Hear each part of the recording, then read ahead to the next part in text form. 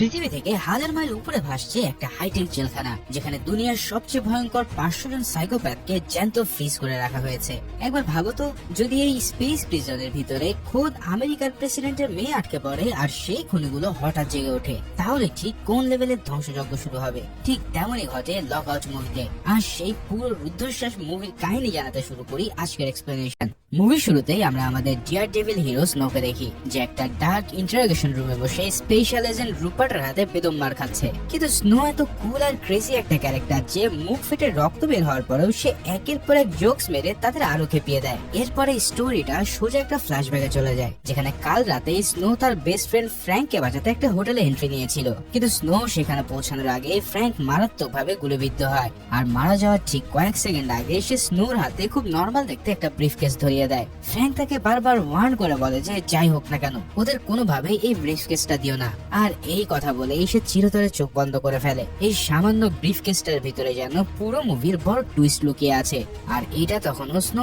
আন্দাজও করতে পারে না। যাই হোক, ফ্র্যাঙ্ক মারা যাওয়ার সাথে সাথে স্নো রিয়েলাইজ করে যে একটা বিশাল ট্র্যাপে সে পা দিয়েছে এবং এজেন্সির ভিতরে কোনো বড় মাথা তাকে ফাঁসানোর চেষ্টা করছে। তাই সে বিন্দুমাত্র দেরি না করে তার আরেক বন্ধু ম্যাসকে কল করে স্টেশনে আসতে বলে এবং একটা সিক্রেট সুটকেস নিয়ে বিল্ডিং এর ছাদ থেকে সোজা নিচে লাফিয়ে যায়। এরপর শুরু হয় এক তুখোর বাইক চেজিং সিন, যেখানে স্নো হাই স্পিডে বাইক চালিয়ে কোনো মতো সাবওয়ে স্টেশনে গিয়ে পৌঁছায়। কিন্তু ততক্ষণে পুলিশ পুরো এরিয়া সিল করে ফেলেছে। পালানোর কোনো রাস্তা না দেখে স্নো খুব চালাকি করে অ্যারেস্ট হওয়ার ঠিক এক সেকেন্ড আগে ওই ইম্পর্টেন্ট সুটকেসটা চলন্ত ট্রেনের ভিতরে বসে থাকা ম্যাসের দিকে ছুড়ে মারে। ম্যাস সেই সুটকেসটা নিয়ে ট্রেনে করে নিরাপদে পালিয়ে যায় ঠিকই, কিন্তু স্নো স্পেশাল ফোর্সের হাতে ধরা পড়ে যায় এবং তাকে আবার সে অন্ধকার ইন্টারোগেশন রুমে নিয়ে আসা হয়। এদিকে ল্যারং নামের স্পেশাল এজেন্ট স্নোকে ডিরেক্ট ফ্র্যাঙ্ককে খুন করার দায়ে অভিযুক্ত করে, আর সে দাবি করে যে ফ্র্যাঙ্ক আসলে দেশের স্পেস প্রজেক্টের টপ সিক্রেট ডাটা দুশমনদের কাছে বিক্রি করেছিল। স্নো বারবার বোঝানোর চেষ্টা করে যে ফ্র্যাঙ্ক ডাটা বিক্রি নয়, বরং প্রোটেক্ট করেছিল এবং এজেন্সির ভিতরে কোনো এক বড় অফিসারই আসল বিশ্বাসঘাতক। কিন্তু ল্যারাং তার কোনো কথাই বিশ্বাস করে না, উল্টো স্নোকে রাষ্ট্রদ্রোহীর মিথ্যে অভিযোগে ফাঁসিয়ে মহাকাশে সে হাই সিকিউরিটি জেল MS-1 এ পুরো 30 বছরের জন্য ডিপ স্লিপে পাঠানোর কড়া নির্দেশ দেয়। এদিকে সিন শিফট হলে আমরা আমেরিকার প্রেসিডেন্টের মেয়ে এমিলি ওয়ার্নারকে দেখতে পাই। সে একটি স্পেস শিপে করে সোজা সেই MS-1 জেলের দিকে রওনা দিয়েছে। আসলে এমিলি জানতে চায় যে কয়েদিদের দিনের পর দিন আর্টিফিশিয়াল ঘুমে রাখার কারণে তাদের মস্তিষ্কে কোনো সাইড ইফেক্ট হচ্ছে কিনা, আর তার মতে এটা এক ধরনের অমানবিক টর্চার। কিন্তু MS-1 এর ইনচার্জ তাকে যতই বোঝানোর চেষ্টা করুক যে তাদের সিকিউরিটি খুবই নিশ্চিদ্র। এছাড়াও এমিলি যখন নিজে গিয়ে সেই জ্যান্ত লাশের মতন জমে থাকা কয়েদিদের দেখে, তখন সে বুঝতে পারে যে এই প্রজেক্টের আড়ালে অনেক বড় কোনো ডার্ক রিয়ালিটি লুকিয়ে আছে। এখানে এমিলি জেলের ভিতরে ঢুকেই সোজা একটা হাই সিকিউর ইন্টারভিউ রুমে চলে যায়। সেখানে গিয়ে সে হাইডেল নামের একজন কয়েদির সাথে কথা বলে। হাইডেল মানসিকভাবে পুরোপুরি একজন আনপ্রেডিক্টেবল সাইকোপ্যাথ। এমিলি আসলে বুঝতে চায় যে স্ট্যাটিস বা জ্যান্ত ফ্রিজে রাখার কারণে কয়েদিদের মেন্টাল স্টেট কতটা ড্যামেজ হচ্ছে, এছাড়াও তাদের রিয়েলিটি সেন্স কাজ করছে কিনা। হাইডেল এমিলির সামনে খুব ইনোসেন্ট আর কিউট সাজা নাটক করে, আর সে হাসতে হাসতে বলে যে সে আগে শুধু একজন সাধারণ চিচিকে পকেট মারছিল, কিন্তু তার হাব ভাব আর কথা বলার ধরন এতটাই অদ্ভুত যে এমিলির বডিগার্ড হক রেগে গিয়ে তাকে ফিজিক্যালি ধমক দেয়। আর ঠিক এই মুহূর্তেই ঘটে যায় মুভির সবচেয়ে বড় আর ডেডলি ব্লান্ডার, কারণ হাইডেল সত্যি একজন মাস্টার পকেটমার, আর সে চোখের পলকেই হকের লুকিয়ে রাখা লোডেড বন্দুকটা ছিনিয়ে নেয়। এরপর হাইডেল বিন্দু মাত্র কিছু না ভেবে সোজা ফায়ার করে দেয়, আর একটা ফায়ারিং এক্সটিংগুইশারে গুলি লাগার কারণে পুরো রুমে একটা মারাত্মক ব্লাস্ট ঘটে। স্পেসের মাঝখানে একটা হাইটেক জেল একজন সাইকোপ্যাথের হাতে রয়েছে লোডেড গান, তাহলে সিচুয়েশনটা ঠিক কতটা আউট অফ কন্ট্রোল হতে পারে। এদিকে ব্লাস্টের পর হাইডেল সেখান থেকে বের হয়ে সোজা কন্ট্রোল রুমে অ্যাটাক করে বসে। এরপর সে জেলের ডিউটি স্টাফদের গান পয়েন্টে নিয়ে জিম্মি করে ফেলে। সে মেইন ইনচার্জকে থ্রেট দিয়ে জেলের সব কয়েদিদের 1 সেকেন্ডের মধ্যে ঘুম ভাঙানোর কমান্ড দিতে বাধ্য করে, আর এটা না করলে সে সবার মাথা উড়িয়ে দেওয়ার হুমকি দিতে থাকে। আসলে এখানে তার মেইন টার্গেট হলো তার বড় ভাই অ্যালেক্সকে রিলিজ করা। অ্যালেক্স ছিল এই পুরো জেলের সবচেয়ে ডেঞ্জারাস, কোল্ড ব্লাডেড আর মাস্টারমাইন্ড ক্রিমিনাল। এভাবেই একে একে পুরো 500 জন খতরনাক সাইকোপ্যাথ কয়েদি তাদের স্ট্যাটিস স্পট থেকে জেগে ওঠে এবং চোখের পলকে জেলের সব গার্ডদের মেরে পুরো স্পেস শিপের কন্ট্রোল তাদের হাতে নিয়ে নেয়। দেখে মনে হয় রীতিমতো একটা ভয়ঙ্কর ব্লাড বাথ শুরু হতে যাচ্ছে। চারিদিকেই শুধু অ্যালার্ম, চিৎকার আর গুলির শব্দ ইকো হতে থাকে। মনে হয় যেন একটা আস্ত নরক মহাকাশে নেমে এসেছে। এদিকে এমিলি আর তার বেঁচে থাকা একজন সিকিউরিটি গার্ড কোন রকম দৌড়ে একটা আইসোলেটেড সেফ রুমে নিজেদের লক করে ফেলে, কিন্তু তাদের লাক এতটাই খারাপ যে ফায়ারিং এর কারণে সেই রুমের পুরো সিস্টেম ড্যামেজ হয়ে যায়। অন্যদিকে সেফ রুমের ভিতরে এমিলি বাঁচার একটা ক্ষণস্থায়ী আশা পেলেও কয়েক সেকেন্ড পরেই সে বুঝতে পারে যে সেখানে আরেকটা সাইলেন্ট কিলার তার জন্য ওয়েট করছে। এছাড়াও রুমের ভেন্টিলেশন ড্যামেজ হয়ে যাওয়ায় অক্সিজেন লেভেল খুব দ্রুতই ড্রপ করতে থাকে, আর তার জায়গায় 0.0 থেকে ডেডলি নাইট্রোজেন পুরো রুমে ছড়িয়ে পড়তে থাকে, যার ফলে এমিলি আর তার গার্ড দ্রুতই মারা যাওয়ার জন্য রেডি হয়ে যায়। তাদের হাতে আর কয়েক মিনিট সময় বাকি, আর বাইরে তো সাক্ষাৎ যমদূতরা ঘুরে বেড়াচ্ছে। কিন্তু এদিকে পৃথিবীতে বসে আমেরিকার প্রেসিডেন্ট লাইভ ফিডে তার মেয়ের এই ভয়াবহ অবস্থা দেখে পুরো প্যানিক মোডে চলে যায়। সেই সাথে সাথে স্পেশাল ফোর্স পাঠানোর অর্ডার দেয়, কিন্তু স্পেশাল এজেন্ট লারান তার কাছে লজিক্যালি বোঝায় যে এই মুহূর্তে ফোর্স পাঠালে সাইকো কয়েদিরা প্রথমেই এমিলিকে টার্গেট করে মেরে ফেলবে, তাই সুইসাইড মিশনের জন্য কোনো চিম নয়, বরং এমন একজন সলিড এক্সপার্ট বা ঘোষ লাগবে যে কিনা একাই পুরো মিশন কমপ্লিট করতে পারে। আর এই ধরনের ইম্পসিবল আর ইনসেন মিশনের জন্য পুরো দুনিয়ায় একটাই পারফেক্ট লোক আছে, আর সেটা হলো সেই ক্রেজি আর বেপরোয়া হিরো স্নো। এদিকে ল্যারাং আর স্নোর মধ্যে একটা ডিল সেট করার জন্য ল্যাংডন স্নোকে অফার দেয়। সে বলে যদি সে এমিলিকে জ্যান্ত ফিরিয়ে আনতে পারে তাহলে তার সব অপরাধ মাফ করে তাকে পুরোপুরি ফ্রি করে দেওয়া হবে। তো স্নো তার স্বভাব মতন এই মিশন নিয়েও চরম লেভেলের সার্কাজম করে, আর কোনো ইন্টারেস্ট না দেখিয়ে প্রথমে মিশনটা ডিরেক্ট রিজেক্ট করে দেয়। কিন্তু ঠিক তখনই সে জানতে পারে একটা বিশাল ডার্ক রিয়ালিটি, যা তার মাইন্ডসেট পুরোপুরি 180 ডিগ্রি বদলে দেয়। স্নো জানতে পারে যে তার বন্ধু ম্যাস, যে একমাত্র জানে ওই ফ্রাঙ্কের দেওয়া সিক্রেট সুটকেসটা কোথায় আছে, তাকেও ডিমেনশিয়া অবস্থায় ঠিক এই MS-1 জেলে পাঠিয়ে দেওয়া হয়েছে। এখন মিশনটা স্নো এর কাছে আর শুধু প্রেসিডেন্টকে খুশি করার বা হিরো সাজার জন্য নয়, বরং এইটা তার নিজের নির্দোষ প্রমাণ করার একটা ডেসপারেট পার্সোনাল সার্ভাইভাল ফাইট হয়ে দাঁড়িয়েছে। তবে সামনে স্পেসে গিয়ে স্নো যে কি লেভেলের অ্যাকশনের টুইস্টের মুখে পড়তে যাচ্ছে সেটা জানার আগে এক্সপ্লেইনটা এনজয় করে থাকলে ভিডিওতে একটা লাইক দিতে মোটেও ভুলে যেও না। তো স্নো বিন্দু মাত্র দেরি না করে তার গিয়ার আপ করে নেয়। লেটেস্ট ওয়েপন, স্পেশাল এক্সপ্লোসিভ আর হাতের ঘড়িতে একটা ডিজিটাল ম্যাপ নিয়ে সে সরাসরি মহাকাশের দিকে ফ্লাই করে। একবার ইমাজিন করো, একটি স্পেস প্রিজনে তুমি আটকা পড়েছো, আর তোমার চারপাশের মানুষগুলোকে চোখের সামনে মহাশূন্য থেকে ফেলে দেওয়া হচ্ছে। হ্যাঁ, MS-1 এর ভিতর ঠিক এমনই এক হাড় হিম করার সিচুয়েশন তৈরি করেছে কয়েদি লিডার, আর এই লিডার হচ্ছে হাইড্রাদের বড় ভাই। যখন আমেরিকান স্পেস কমান্ড থেকে নেগোশিয়েটর তাদের সাথে ডিল করার চেষ্টা করে, তখন সে তার পাওয়ার আর ডেডলি মাইন্ডসেট প্রমাণ করার জন্য একটা ভয়ঙ্কর কাজ করে বসে। সে জেলের চিফ ওয়ার্ডেন বার্সনকে টেনে হেসে এয়ারলকের ভিতরে ঢুকিয়ে দেয় এবং লাইভ ক্যামেরার সামনে কোনো মায়া দয়া ছাড়াই তাকে গ্র্যাভিটিতে ছুঁড়ে ফেলে। এই ব্রুটাল এক্সিকিউশন দেখে কন্ট্রোল রুমে বসে সবার রক্ত হিম হয়ে যায়, কারণ তারা পরিষ্কার বুঝতে পারে যে এই কয়েদিদের সাথে কোনো নেগোসিয়েশনই কাজ করবে না। সময় খুব দ্রুত ফুরিয়ে আসছে, আর এই দানবদের হাত থেকে এমিলিকে বাঁচানো প্রায় ইম্পসিবল একটা টাস্ক হয়ে দাঁড়িয়েছে। ঠিক এমনই একটা লাইফ এন্ড ডেথ মোমেন্টে স্নো স্পেস স্টেশনের ভিতরে প্রবেশ করে, কিন্তু তার এই মিশন কোনো সহজ কিছু নয়, বরং পুরো জেলখানা জুড়ে এখন শত শত সাইকো কয়েদিরা টহল দিচ্ছে। তারা পাগলের মতন প্রেসিডেন্টের মেয়েকে খুঁজছে। অন্যদিকে সেই ড্যামেজ সেফ রুমের ভিতরে এমিলির অবস্থা প্রতি সেকেন্ডে চরম খারাপ হয়ে যাচ্ছে। রুমের ভাইটাল অক্সিজেন লেভেল অলরেডি 0-তে নেমে গেছে, আর তার জায়গায় দখল করে নিয়েছে ডেডলি নাইট্রোজেন গ্যাস, যা সাইলেন্ট কিলারের মতো কাজ করছে, যার ফলে অক্সিজেনের অভাবে এমিলির ব্রেন সেল ধীরে ধীরে কাজ করা বন্ধ করে দিচ্ছে। অন্যদিকে পৃথিবী থেকে স্নোর হ্যান্ডেলার হ্যারি তাকে কানের ইয়ার পিছে গাইড করতে থাকে। সে স্নোকে একদম ঘোস্টের মতন মেইনটেনেন্স টানেল দিয়ে এমিলির লোকেশনের দিকে আগাতে বলে।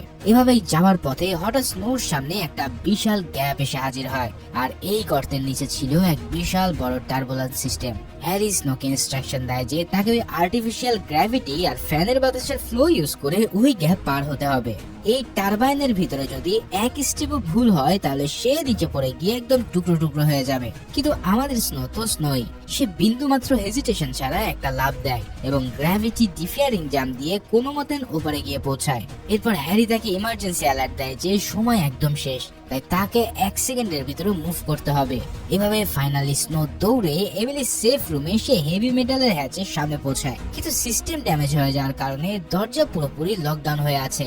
আর কোনো উপায় না দেখে স্নো তার সাথে আনা special high grade explosive use করে চোখের পলকে ওই মেটাল দরজা উড়িয়ে দেয়। তারপর সেই রুমের ভিতরে ঢুকে দেখে এমিলি বরফের মতন ঠান্ডা হয়ে মেঝেতে লাইফলেস হয়ে পড়ে আছে। তার পালস একদম জিরোতে ড্রপ করেছে এবং শ্বাস প্রশ্বাস পুরোই বন্ধ। তখন স্নো বুঝতে পারে যে এখানে নর্মাল কোনো মেডিকেল সাপোর্ট দিয়ে কাজ হবে না, ফলে এমিলিকে জ্যান্ত ফিরিয়ে আনতে হলে তাকে একটা এক্সট্রিম আর ইনসেন লেভেলের স্টেপ নিতে হবে। হ্যারি ইয়ারপিসে স্নোকে ইনস্ট্রাকশন দেয় যে এমিলির ব্রেন ডেথ ঠেকানোর জন্য তার কাছে থাকা একটি special neurotransmitter stimulation injection use করতে হবে। এখন হ্যারির কথা শুনে তো স্নো রীতিমতো শকে চলে যায়, কারণ ইনজেকশনটা হাতে বা পায়ে নয়, বরং এমিলির চোখের মনি ভেদ করে সরাসরি তার ব্রেনে পুশ করতে হবে।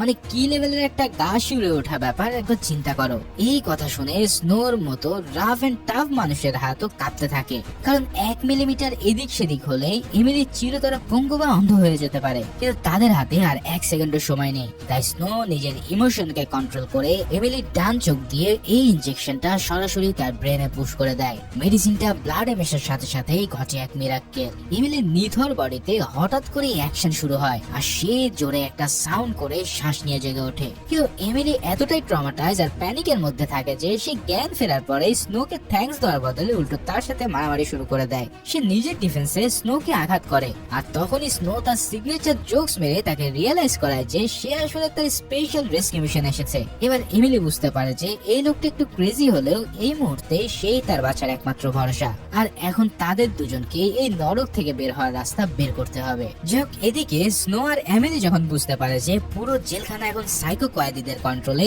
তখন তাদের সামনে শুরু হয় আসল গেম। কয়েদিদের লিডার অ্যালেক্স ততক্ষণে পুরো MS-1 এর সব স্ক্রিনে এমিলির ছবি ব্রডকাস্ট করে দিয়েছে। তারা ঘোষণা দিয়েছে যে তাকে জ্যান্ত ধরে আনতে পারলে বিশাল রিওয়ার্ড দেওয়া হবে। এই অবস্থায় এমিলিকে নিয়ে নর্মাল রাস্তায় হাঁটা মানে সোজা সুইসাইড করা, তাই স্নো এবার একটা মাস্টার প্ল্যান বের করে। সে এমিলিকে নিয়ে একটা ডার্ক মেইনটেনেন্স রুমে ঢোকে। সেখানে সে এমিলির সুন্দর সোনালি চুলগুলো একটা কাঁচি দিয়ে এবড়ো থেবড়ো করে কেটে ফেলে। এছাড়াও সেখানে থাকা কেমিক্যাল দিয়ে সে তার পুরো চুল কালো করে দেয়। শুধু তাই নয়, তাকে একদম রাফ আর ডার্টি কয়েদিদের মতো সাজানোর জন্য তার মুখে কয়লা আর গ্রিজ মাখিয়ে দেওয়া হয়। আসলে স্নো খুব ভালো করেই জানে যে এই সাইকোপ্যাথদের ধোকা দিতে হলে তাদের মতন করে তাদের মিশতে হবে। এদিকে এমিলিকে একটা ঢিলাঢালা কয়েদির পোশাক পরিয়ে স্নো তাকে সোজা নিয়ে সেই ডেঞ্জার জোনের ভিতর দিয়ে হাঁটতে থাকে। চারিদিকে শয়ে শয়ে খুনি আর সাইকোপ্যাথ কয়েদিরা ঘুরে বেড়াচ্ছে, আর ঠিক মাঝখান দিয়ে এই দুজন একদম সাইলেন্টলি আগাতে থাকে। মানে পরিস্থিতিটা এমন যে একটু সন্দেহ হলেই এই জানোয়াররা তাদেরকে ছিঁড়ে খাবে। এভাবে হঠাৎ হাঁটার সময় এক কয়েদি এমিলিকে দেখে একটু সন্দেহ করে, তাই তারা তাকে বিরক্ত করার চেষ্টা করে, কিন্তু স্নো একদম রাফ একটা অ্যাটিটিউড দেখিয়ে তাকে ইগনোর করে বেরিয়ে যায়। এই দৃশ্যটা এতটাই টেন্স যে স্ক্রিনের সামনে বসেও তোমার নিজেরই মনে হবে তুমি ওই ভিড়ের মধ্যে হেঁটে যাচ্ছ। এভাবে কোনো মতে তারা ভিড় পার হয়ে স্পেস শিপের একটা সিক্রেট সেকশনে গিয়ে পৌঁছায়, যেখানে স্নোর বন্ধু ম্যাসকেও আটকে রাখা হয়েছিল। কিন্তু স্নো সেখানে পৌঁছানোর পর যেই রিয়ালিটির মুখোমুখি হয় সেটা তার পুরো দুনিয়াকে উল্টে দেয়। স্নো দেখতে পায় যে মাস্ককে জ্যান্ত ফ্রিজে রাখার কারণে মারাত্মক ডিমেনশিয়ার শিকার হয়েছে সে। তার ব্রেন পুরোপুরি ড্যামেজ হয়ে গেছে, আর সে একদম পাগলের মতন উল্টো পাল্টা বকছে। স্নো তখন তাকে ডেসপারেটলি জিজ্ঞেস করতে থাকে যে তুমি ওই স্যুটটা কোথায় লুকিয়ে রেখেছো, আমাকে প্লিজ তার পাসওয়ার্ড আর লোকেশনটা বলো। কিন্তু ম্যাসের চোখ মুখ একদম ব্ল্যাঙ্ক। সে এমন কিছু ইশারা করে আর এমন কোনো কথা বলে যার কোনো মানেই হয় না। তখন স্নো বুঝতে পারে যে তার নিজেকে নির্দোষ প্রমাণ করার একমাত্র লাইফ লাইনও এই মুহূর্তে পুরোপুরি শেষ। এই অবস্থাতে স্নো ভিতর থেকে ভেঙে পড়ে, কারণ সে এত কষ্ট করে মহাকাশে এসেছিল এই ক্রুটার জন্যই, আর এটা এখন পুরোপুরি অর্থহীন হয়ে গেছে। তবে ঠিক সেই সময় স্পেসশিপ কন্ট্রোল রুমে হাইড্রেল তার পাগলামির চরম মাত্রা পৌঁছে যায়। সে এবার একটা বিশাল ব্লেন্ডার করে বসে। হাইড্রেল সেখানকার টেকনিক্যাল সিস্টেম নিয়ে নাড়াচাড়া করতে গিয়ে স্পেসশিপের অরবিট বা কক্ষপথ পুরোই চেঞ্জ করে ফেলে, যার ফলে এই বিশাল MS-1 স্পেসশিপটা তার ব্যালেন্স হারিয়ে ফেলে সোজা পৃথিবীর দিকে রকেট স্পিডে ধেয়ে আসতে থাকে। এই দৃশ্য দেখে আমেরিকান স্পেস কমান্ড রীতিমতন প্যানিক অ্যাটাকে চলে যায়, কারণ এত বড় একটি স্পেস স্টেশন পৃথিবীতে ক্র্যাশ করলে লাখ লাখ মানুষ মারা যাবে। ওদিকে প্রেসিডেন্ট আর লারাংও বুঝতে পারে যে তাদের হাতে আর কোনো অপশন নেই। স্পেস শিপটাকে বায়ুমণ্ডলের ভিতরে ঢোকার আগে ফাইটার জেট দিয়ে ব্লাস্ট করে দিতে হবে। কিন্তু ভিতরে তো প্রেসিডেন্টের নিজের মেয়ে এমিলি তখন আটকা পড়ে আছে, তাই পুরো সিচুয়েশনটা একটা বিশাল গোলক ধাঁধায় রূপ নেয়। এই ভয়ানক সিচুয়েশন দেখে স্নো দ্রুত এমিলিকে নিয়ে একটা স্কেপ প্যাডের সামনে আসে। এই প্যাডে চড়িয়ে তাকে সেফলি পৃথিবীতে পাঠানো। কিন্তু এমিলি তো আর এক লেভেল জেদি। সে পরিষ্কার জানিয়ে দেয় যে জেলের বাকি নির্দোষ হোস্টেসদের ফেলে সে একা কোনোভাবে পৃথিবীতে যাবে না। তবে স্নো যখন তাকে আরো জোরাজুরি করে তখন এমিলি একটা জিনিয়াস ট্রিক প্লে করে। সে স্নোকে ধোকা দেওয়ার জন্য সেই পথটাতে উঠে পড়ে, আর এরপর স্নো যখন সেটাকে পৃথিবীতে পাঠানোর কমান্ড দেয় তখন দেখা যায় এমিলি সেখানেই আছে। মূলত সে তার সাথে থাকার জন্য পৃথিবীকে একটা ফেক কমান্ড দেয়, আর পৃথিবীর মানুষ ভাবতে থাকে যে প্রেসিডেন্টের মেয়ে হয়তো ব্যাক করছে, আর এই জিনিসটা দেখতে পেলেই এই পুরো স্পেসশিপটাকে ধ্বংস করে দেওয়া হবে। কিন্তু এরকম সিচুয়েশন থেকে স্নো আর এমিলি কিভাবে বাঁচবে সেটা জানার আগে চ্যানেলে সাবস্ক্রাইব করে না থাকলে অবশ্যই সাবস্ক্রাইব করে দিও। যাক, পৃথিবীর স্পেস কমান্ড যখন দেখে যে একটা এসকেপ পড রিলিজ হয়েছে তখন তারা স্বস্তির নিঃশ্বাস ফেলে। তারা ধরে নেয় যে প্রেসিডেন্টের কন্যা এমিলি এখন পুরোপুরি সেফ। এই ভুল ধারণার উপর বেস করে এজেন্ট রাংলাল তার স্পেস কমান্ড ফাইটার গুলোকে MS-1 ধ্বংস করার জন্য ফাইনাল অর্ডার দেয়। রাংলাল প্রেসিডেন্টকে লজিক্যালি বোঝায় যে এই দানবীয় স্পেস শিপটা যদি পৃথিবীতে আসছে পড়ে তাহলে লাখ লাখ মানুষ মুহূর্তে শেষ হয়ে যাবে, যার ফলে শুরু হয়ে যায় এক ভয়ঙ্কর কাউন্টডাউন। আর এদিকে MS-1 তার কক্ষপথ হারিয়ে প্রচন্ড স্পিডে পৃথিবীর দিকে ধেয়ে আসতে থাকে। তবে এদিকে স্পেসশিপের ভিতরের অবস্থা তখন জ্বলন্ত নরকের মতন। চারিদিকে শুধু লাল ইমার্জেন্সি লাইট আর কানের পর্দা ফাটানোর মতন সাইরেন বাজছে। স্নো আর এমিলি খুব ভালো করেই জানে যে এই বিশাল জেলখানা ব্লাস্ট হতে আর মাত্র কয়েক মিনিট বাকি, তাই তারা এক মুহূর্ত নষ্ট না করে বাঁচার একটা রাস্তা খুঁজতে থাকে। এদিকে কন্ট্রোল রুমের ভিতরে সাইকোপ্যাথ হাইডেল পুরোপুরি আউট অফ কন্ট্রোল হয়ে যায়। সে পাগলের মতো হাসতে হাসতে একে একে সব জিম্মিদের মাথায় গুলি করে মারতে থাকে। তবে এই দৃশ্য দেখে তার বড় ভাই অ্যালেক্স তাকে থামানোর আপ্রাণ চেষ্টা করে। অ্যালেক্স বুঝতে পারে যে তার ভাই এখন আর কোনো লজিক বা কমান্ড মানবে না, সে পুরোপুরি এক রাক্ষসে পরিণত হয়েছে, যার ফলে এই দুই ভাইয়ের মধ্যে শুরু হয় এক মারাত্মক কনফ্লিক্ট। তবে এরই পর চোখের পলকে এক বিশাল টুইস্ট ঘটে যায়। হাইডেল বিন্দুমাত্র হেজিটেশন ছাড়াই তার নিজের বড় ভাই অ্যালেক্সকে নির্মম ভাবে হত্যা করে ফেলে। বুঝতেই পারছো ভাইয়ের বুকে যে গুলি চালাতে পারে সে বাকিদের সাথে কি লেভেলের হিংস্রতা আর নিষ্ঠুরতা দেখাতে পারে। তো অ্যালেক্সকে মারার পর হাইডেলের নজর পড়ে স্নো আর এমিলির দিকে। এরপর সে তার পুরো রাগ নিয়ে তাদের উপর ঝাঁপিয়ে পড়ে। শুরু হয় এক ব্রুটাল আর ডেডলি ফাইট। এই ফাইটে কোনো রুলস বা মারামারির টেকনিক নেই, শুধু আছে জ্যান্ত থাকার একটা স্ট্রাগল। স্নো তার পুরো এনার্জি দিয়ে হাইডেলের সাথে ফাইট করতে থাকে, আর এক পর্যায়ে স্নো নিজের সিগনেচার স্টাইলে ওই সাইকোপ্যাথের জীবনের চ্যাপ্টার চিরতরে ক্লোজ করে দেয়। কিন্তু তাদের এই সাময়িক জয় সেলিব্রেট করারও কোনো টাইম থাকে না, কারণ ঠিক ওই মুহূর্তে পৃথিবীর ফাইটার স্পেস গুলো MS-1 এর উপরে মিসাইল ফায়ার করতে থাকে। পুরো জেলখানা বিশাল বিশাল এক্সপ্লোশনে কেঁপে ওঠে। আর এদিকে স্নো এমিলিকে এক প্রকার টেনে হিস্ট্রি 9 নম্বর ফ্লোরের ইঞ্জিনিয়ারিং বেতে নিয়ে আসে, কারণ শুধু সেখানে বেঁচে থাকার জন্য একটা লাস্ট হোপ লুকিয়ে আছে। তারা অনেক খোঁজাখুঁজির পর ফাইনালি দুটো ভারী ইঞ্জিনিয়ারিং স্পেস স্যুট পেয়ে যায়, আর এটা করা হয় সাধারণত মহাশূন্য থেকে জাম্প করার জন্য। কিন্তু মুশকিল হলো স্পেস শিপটা তখন রীতিমতো টুকরো টুকরো হয়ে ভেঙে পড়েছে, আর আর্টিফিশিয়াল গ্র্যাভিটি বরাবর 0 থেকে ম্যাক্সে শিফট করেছে। এই মারাত্মক সিচুয়েশনের মধ্যেও স্নো খুব দ্রুতই আমেরিকে ভারী স্যুটটা পড়তে সাহায্য করে। এরপর সে নিজেরটাও কোনো মতো গায়ে জড়িয়ে নেয়। তাদের চারপাশে সবকিছুই তখন আগুন জ্বলছে, কন্ট্রোল প্যানেল একে একে ব্লাস্ট হচ্ছে, আর বাইরের মহাকাশের ওই অসীম শূন্যতা যেন তাদের গিলে খেতে আসছে। বাঁচার আর কোনো রাস্তা খোলা নেই, তাই তাদের হাতে একটাই অপশন, আর সেটা হলো এই ধ্বংসে থাকি স্পেস শিপ থেকে সোজা মহাশূন্যে ঝাঁপ দেওয়া। ব্যাপারটা শুনতে যত সহজ লাগছে, রিয়েলিটিতে এটা একটা পিওর সুইসাইড মিশন। কারণ জিরো গ্র্যাভিটি থেকে পৃথিবীর বায়ুমণ্ডলে এই স্পেস শুট পরে ড্রাইভ দেওয়ার মানে হলো ফায়ার বলের মতন জ্বলে ছাই হয়ে যাওয়া। স্নো আর এমিলি একে অপরের দিকে তাকায়। তারা জানে যে পরের সেকেন্ডে তারা বাঁচবে নাকি বাতাসে মিলিয়ে যাবে, তাই কোনো গ্যারান্টি না থাকায় তারা সেই স্পেস শিপ থেকে ঝাঁপ দেয়, আর তারা এই মহাকাশের অনন্ত অন্ধকারে হারিয়ে যেতে থাকে। জিরো গ্র্যাভিটিতে থেকে পৃথিবীর বায়ুমণ্ডলে ঢোকার সময় ফ্রিকশনের কারণে তাদের স্যুটে রীতিমতো আগুন ধরে যায়। স্কাই ডাইভিং এর চেয়েও 1000 গুণ ডেডলি এই ফল, কারণ ব্যালেন্স একটু এদিক সেদিক হলে বডি জ্বলে ছাই হয়ে যাবে। এভাবেই অনেক কষ্টে তারা মাটির একদম কাছাকাছি চলে আসে, আর মাটিতে আছড়ে পড়ার ঠিক আগ মুহূর্তে স্নো তার প্যারাশুট ওপেন করে দেয়। ফাইনালি কোন রকম ঝামেলা ছাড়াই তারা পৃথিবীর বুকে সেফলি ল্যান্ড করে। কিন্তু মাটিতে পা রাখতে না রাখতে লারিং স্পেশাল ফোর্স স্নোকে ঘিরে ফেলে অ্যারেস্ট করে নেয়। অন্যদিকে আহত এমিলিকে স্পেশাল মেডিকেল টিমের সাথে হসপিটালে নিয়ে যাওয়া হয়। এদিকে এমিলির যখন হুঁশ ফেরে তখন তার মাথায় হঠাৎ ম্যাসের সে অদ্ভুত ইশারাগুলোর কথা ক্লিক করে। ম্যাস আসলে ডেমেনশিয়ার ঘরে ফ্রাঙ্কের দেওয়া সে নর্মাল লাইটারের কথা বারবার বোঝাতে যাচ্ছিল। এমিলি বুঝতে পারে যে আসল গেম চেঞ্জার কোনো সুটকেস নয়, বরং ওই লাইটারটা যেটা স্নোর কাছে আছে।